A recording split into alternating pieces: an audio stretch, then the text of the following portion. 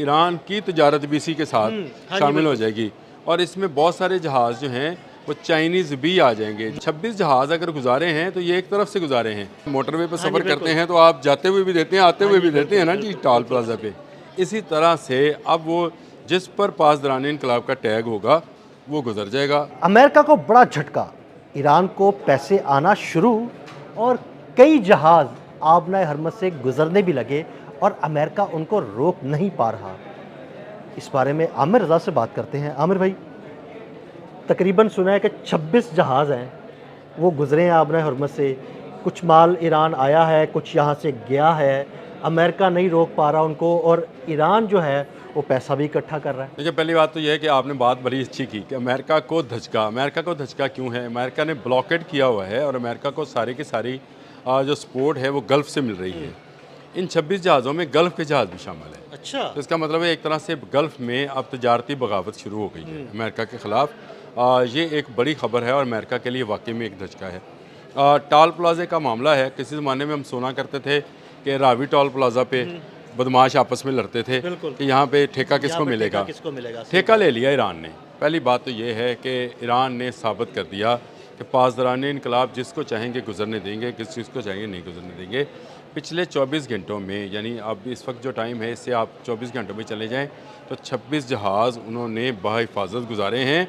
पासदारान इनकलाब की सरबराही में उन्होंने ना सिर्फ उनको गाइड किया है बल्कि अमेरिकन जहाज़ और अमेरिकन सारे जो उसकी के मिसाइल बोट्स हैं वो मुंह देखती रह गई हैं और उनके सामने से जहाज़ गुजरते रहे और वो उनका कुछ नहीं कर पाए। उनको वार्निंग दी गई थी कि अगर आपने कोई भी किसी भी जहाज़ को डिस्टर्ब करने की, उसको डिस्टॉर्ट करने की, उसका रास्ता बदलने की कोशिश की तो कुछ नहीं छोड़ा जाएगा। हम इसको जंग समझेंगे, ऐलान जंग समझेंगे। अब इसमें दो चीज़ें हैं। अमेरिका इसलिए फंस गया, जो आपने कहा कि धचका लगा है। पहली बात तो यह है कि गल्फ़ में जो कंपनीज काम कर रही हैं वो अरसा दराज से उनका माल रुका पड़ा है। दोनों तरफ तजारत जो है वो बंद है। बिल्कुल, और वो अपने जहाज़ गुजारना चाहते हैं, अपना माल भेजना चाहते हैं, ख़रीदना चाहते हैं। और अब ईरान को क्या चाहिए? ईरान को इस वक्त डॉलर्स चाहिए। उसने पेमेंट रखी ही डॉलर्स में है, यानी $20,000 पर जहाज़ जो है वो पैसे लेना शुरू कर दी हैं। और रूट सेफ़ है, साउंड है, इसीलिए पिछले 24 घंटों में 26 जहाज़ जो हैं गुजर कर चले गए हैं। अमेरिका मुंह देख रहा है, सामने बैठे हैं अमेरिकन, लेकिन वो रोक इसलिए नहीं पाते हैं कि अगर वो उन जहाज़ों पर हमला करते हैं तो ये वो जहाज़ हैं जो इनके अलाए हैं। सही, यानी वही ममालिक हैं, गल्फ़ कंट्रीज़ हैं या वो कोरियन हैं या किसी में हैं। देखिए, तजारत तो इसी सूरत में होती है, वो उनके अलाए हैं। और अगर वो नहीं रोकते हैं तो ये पासदारान इनकलाब को $20,000 पर जहाज़ जो है वो टोल टैक्स दे के जा रहे हैं। तो जो उन्होंने अपनी असम्बली से कानून पास किया था कि आइंदा अब आबने हरमज़ 26 फरवरी से पहले वाली आबने हरमज़ नहीं रहेगी और जो गुजरना चाहेगा इसके बाद वो हमें टोल देकर जाएगा। देखें, इससे महंगाई तो होगी, गल्फ़ में भी होगी, बाकी ममालिक में भी होगी, हमें भी उसमें आना है। लेकिन ईरान को आप उस नहज पर ले आए। आपने ईरान को दोबारा से एक मुआशी ताकत बनाना शुरू कर दिया। ईरान मईशत, उसकी मईशत जो थी वो कमज़ोर थी। डॉलर वहाँ पे मिल नहीं रहा था, उसकी करेंसी बड़ी डाउन थी। अब अगर लाखों डॉलर उसको मिलेंगे एक जहाज़ के बदले तो उसकी मईशत तो बेहतर होगी। उसकी मईशत बेहतर भी हो रही है, दूसरा उसका बाकी ममालिक के साथ रब्ता भी बढ़ेगा। और अगर ये जहाज़ आपने हरमज़ से गुजर रहे हैं तो आपने शुरू में बिल्कुल सही कहा था कि ईरान की तजारत भी इसी के साथ शामिल हो जाएगी। और इसमें बहुत सारे जहाज़ जो हैं वो चाइनीज़ भी आ जाएंगे जो कि गल्फ़ में बहुत ज़्यादा सामान देते हैं। इसी तरह गल्फ़ में जाने वाली सब्ज़ियाँ, गोश्त और अद्वियात जो हैं वो भी आपने हरमज़ से गुजर कर जाती हैं। तो ये जाने वाले 26 जहाज़ अगर गुजारे हैं तो ये एक तरफ से गुजारे हैं। इन्हीं 24 घंटों में वो जो जहाज़ गल्फ़ की तरफ गए हैं वो भी तो टोल दे के गए हैं। अच्छा, अब जो आएगा वो भी देगा, $20 देगा, जो जाएगा भी वो भी गुजरने का टोल है, जाने आने वाला। जैसे आप मोटरवे पर सफ़र करते हैं तो आप जाते हुए भी देते हैं, आते हुए भी देते हैं ना जी, टोल प्लाजा पे। इसी तरह से अब वो जिस पर पासदारान इनकलाब का टैग होगा वो गुजर जाएगा। ये हम टैग समझ लें, आपको यहाँ इसको आई टैग कहना चाहिए, ईरानी टैग। ईरानी टैग जहाज़ जो हैं उनको रास्ता बताया जाएगा। के लिए ई टैग लगवाते हैं, वहाँ पर आई टैग लग गया। अब आई टैग जो है वो लगे हुए जहाज़ जो हैं उनको अमेरिका इसलिए नहीं रोक पाएगा कि अमेरिका के अलाए रहे हैं ये सारे मुल्क, उनकी तजारत भी बंद थी। यहाँ मुल्क वो हैं जिनके सामने अमेरिका खड़ा नहीं हो सकता। ट्रंप चीन के सामने क्या चीन खड़ा के होगा। सामने नहीं खड़ा हो सकता। दौरा चीन में हमने वाज़ेह तौर पर वाज़ा देख पे लिया। देख लिया। तो अब चीन जो है उसकी तजारत जो है उसमें भी इजाफा होगा, और चीन जो करेंसी देगा वो अपनी करेंसी ईरान को देगा, ईरान उससे उसी की टेक्नोलॉजी जो है वो हासिल बिल्कुल करेगा। ठीक है। देखिए ईरान दोहरा फ़ायदा उठाएगा, एक तो उसकी तजारत बढ़ेगी, दूसरा उसकी डिफेंस जो है वो ज़्यादा मजबूत होगी जो कि चीन के ज़रिए होगी, और तीसरा गल्फ़ ममालिक को अब समझ आ गई है कि ईरान को कुछ दिए लिए बगैर यहाँ से गुजारा गुजरा नहीं नहीं है है। अब। अब यहाँ से गुजरेगा वही, ये सारा उनके पेटे पड़ गया। ये अच्छा भला चल रहा था।